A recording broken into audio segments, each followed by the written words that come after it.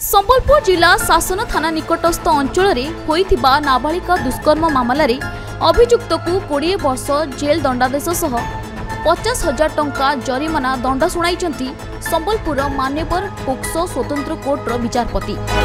सूचना अनुसार गत 8/11/2020 मसीह संबलपुर जिला शासन थाना अंतर्गत एक ग्रामर जड़े 16 वर्षीय नाबालिका शौच करने जाइथिबा समय अजय ओराम नाबालिका को टेकी नेबा सह विभिन्न स्थान में बहु दिन धरी दुष्कर्म करथिला। तेबे ही घटना नहीं जना पड़िबा परे नाबालिका परिवार पक्षरु शासन थाना रे अभियोग होइथिला।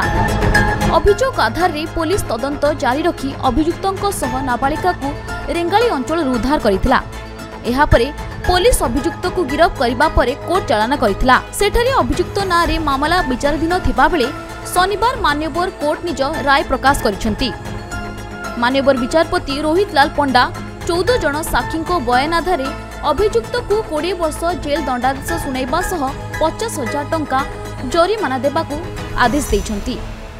आज पॉक्सो स्पेशल कोर्ट रे फास्ट ट्रैक कोर्ट सेन गोटे पॉक्सो केस जेनटा केस नंबर होचे 433 स्पेशल जेड 433/2020 तार सुनानी करिकरी हमर पॉक्सो स्पेशल जज आरएल पंडा सुनानी करथिले। सुनानी करिकरी दोषी के अंडर सेक्शन 363 366 376(2) NIPC आउ 6 पॉक्सो एक्ट रे दोषी साब्यस्त करिकरी आज ताको कारदंड दिया जाइथिला।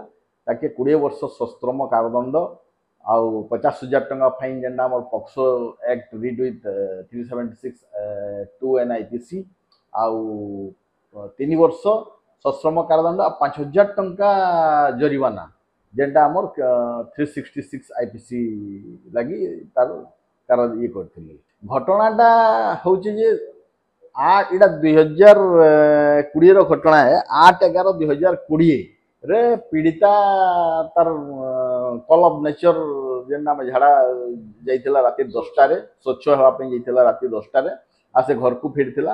घर को जेतके फिरथिला मुदाला आसिक पहुंची के तार पाखरे ताकू नै जाइथिला। संबलपुर नवीन दास को रिपोर्ट खबर ओडिशा।